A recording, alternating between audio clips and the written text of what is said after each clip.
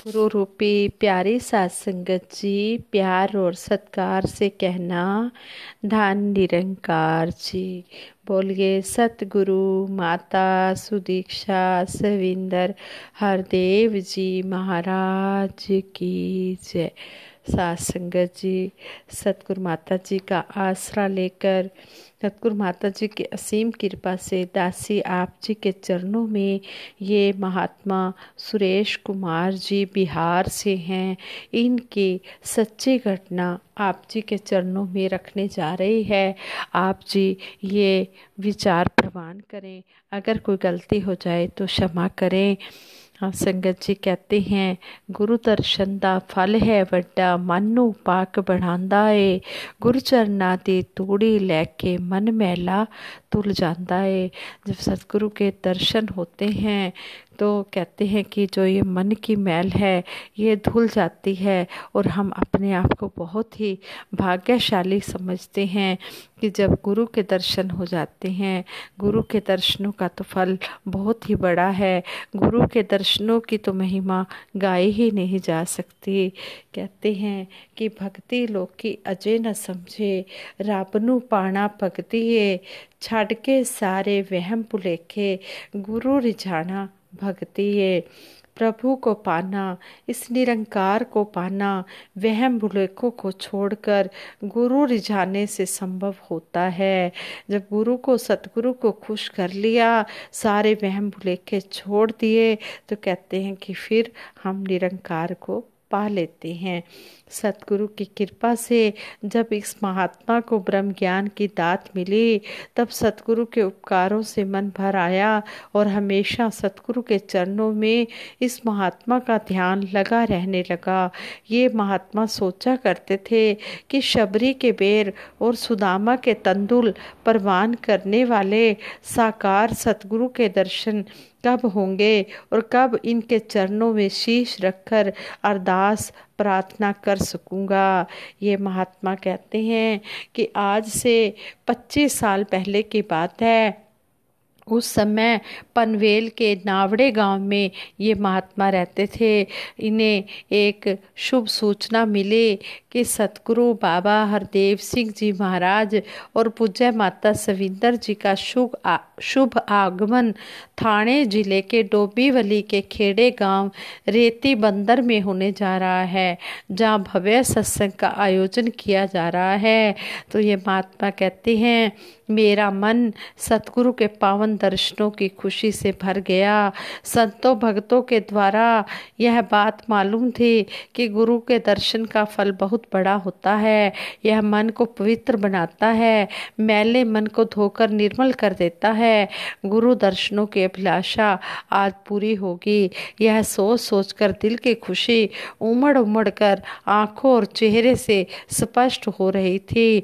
सियोंग से एक महात्मा जी मिल गए जो अपने स्कूटर से सतगुरु बाबा जी के दर्शनों के लिए जा रहे थे।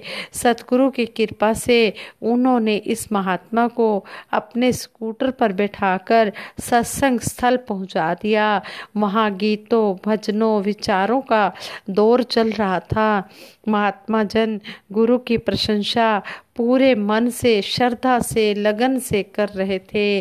तो ये महात्मा सत्संग में बैठकर पावन वचनों को सुनकर आनंद ले रहे थे। कुछ समय बाद महात्मा नमस्कार की लाइनों में लगकर आगे बढ़ने लगे और शीघ्र ही सतगुरु बाबा जी के चरणों में शीश रखकर आशीर्वाद प्राप्त करने में ये महात्मा सफल हुए। ऐसा लग रहा था मानो दोनों जहान की खुशी इस महात्मा के दामन में सिमट आई हो। इन्होंने अपनी पॉकेट में हाथ डालकर उस समय जो भी इनकी पॉकेट में माया थी सतगुरु के चरणों में अर्पित कर दी और नमस्कार करके फिर सत्संग में बैठकर सत्संग का आनंद लेने लगे। सत्संग में बैठे बैठे इस महात्मा का मन कर रहा था कि पूज्य माता सविंदर जी के चरणों में भी नमस्कार कर पाता तो बहुत अच्छा होता, इससे और ज़्यादा खुशी मिलती। ये महात्मा जिस महात्मा के साथ स्कूटर पर बैठकर आए थे वो वापस जाने के लिए तैयार हुए तो इस महात्मा से पूछा कि मैं घर जा रहा हूँ, आपको चलना हो तो चलो, आपको छोड़ते हुए घर चला जाऊंगा।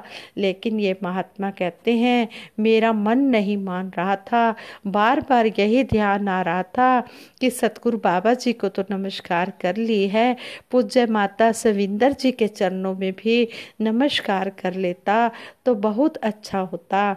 यह भाव मन में बहुत गहरा उतर गया और इस महात्मा ने उस महापुरुषों को कहा भाई साहब जी आप जाओ, दास कुछ देर रुक कर आएगा। वो महात्मा चले गए।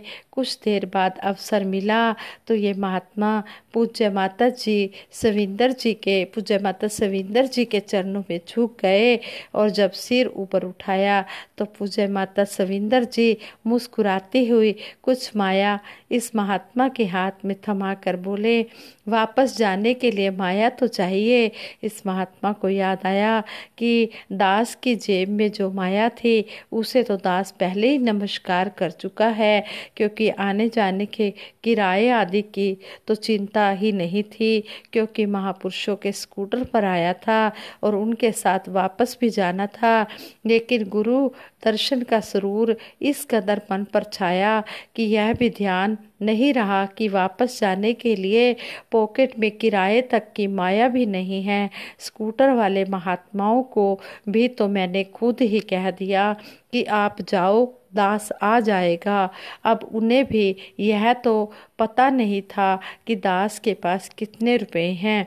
दास पूज्य माता सविंदर जी का आशीर्वाद लेकर आगे बढ़ा तो आंखों से झरझर आंसू बहने लगे कि अंतर्यामी प्रभु ने मेरी किस प्रकार बिगड़ी बात बना दी। आगे जाकर मुट्ठी खोली तो उसमें माया वापस जाने के किराए से भी अधिक थी। आज 25 सालों बाद उस दिन का एक एक पल दास को याद आता है कि सतगुरु के बाबा जी के दर्शनों ने किस तरह उस दिन निहाल किया था और किस तरह पूज्य माता सविंदर जी ने माया करके भी अपने भगत को किसी कमी में नहीं रहने दिया था। सतगुरु की कृपा से जीवन में कभी भी कोई परेशानी नहीं आई। सतगुरु माता सुदीक्षा जी महाराज के चरणों में भी यही अरदास है कि गुरु दर्शनों की यह प्यास हमेशा मन में बनी रहे और पूरे विश्वास के साथ, दृढ़ विश्वास के साथ गुरुमत में रहकर अंतिम श्वासों तक सतगुरु के चरणों में हमारी तोड़ निभाए। साथ संगत जी, जैसे ये महात्मा ने अपनी बात बताई है, इसी तरह जब भी हमें सतगुरु के दर्शन होते हैं तो मन बहुत ही गदगद हो जाता है। ये रूह गदगद हो जाती है। रूह गदगद हो गई ये दातिया दर्शन करके तेरे। वाक्य में ये आत्मा गदगद हो जाती है और ये सतगुरु अंतर्यामी सब कुछ जानता है। इसे सब पता है कि किसको कब क्या और कितना देना है।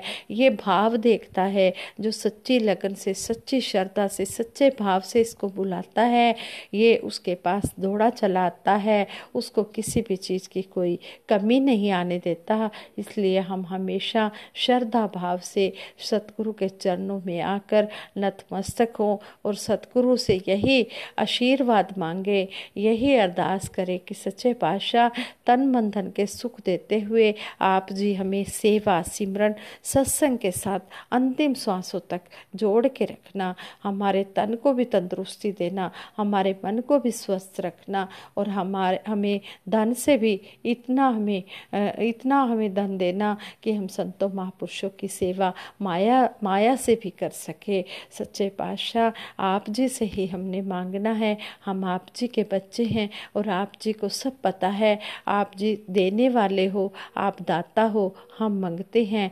सच्चे पातशाह तैथों ही मंगा दाता, हाथ किधरे ना फैलावा, कर मेहर मेरे दाता, तेरा नाम ना भुलावा, श्वासां दे बनके तैनू सिमरदी जावा, है जानी जान दाता, मेरी हर कमी तू जाने, तू ही है झोली भरनी, तेरे भरे खजाने। सच्चे पातशाह तेरे भरे हुए खजाने हैं, तेरे से ही हम यही मांगते हैं। सच्चे पातशाह हमें तन मन धन के सुख देते हुए सेवा सिमरन सत्संग के साथ जोड़ के रखना।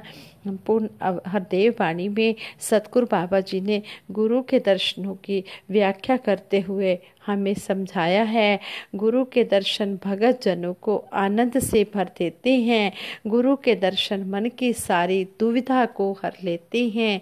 गुरु के दर्शन जन्म जन्म के सोए भाग जगाते हैं। गुरु के दर्शन आत्मा को हरि के संग मिलाते हैं। गुरु के दर्शन से मुक्ति के खुल जाते हैं द्वार। सुनो गुरु के दर्शन से भक्ति का मिल जाता है सार। सुनो गुरु के दर्शन जो करते हैं धन्य धन्य वो हो जाते हैं। शंका संशय भरम भुलेखे मन में ना रह पाते हैं। गुरु के दर्शन से जीवन के कट जाते हैं पाप सभी। गुरु के दर्शन से मिट जाते दुख पीड़ा संताप सभी। कोई भागों वाला आके गुरु के दर्शन पाएगा। भाग्यहीन है वो बंदा, वो निकल बगल से जाएगा। गुरु के दर्शन सबसे निर्मल सबसे पावन होते हैं। कहे हरदेव गुरु के दर्शन ही मन भावन होते हैं। सतगुरु बाबा जी ने हमें कितना सुंदर समझाया है कि गुरु के दर्शन करने से मुक्ति के द्वार खुल जाते हैं, भक्ति का द्वार मिल जाता है। और कहते हैं कि गुरु के दर्शन से सारे भरम भुलेखे दूर हो जाते हैं, दुख पीड़ा संताप सब खत्म हो जाते हैं, जीवन के सब पाप खत्म हो जाते हैं। कहते हैं कि कोई भागों वाला ही गुरु के दर्शन पाता है।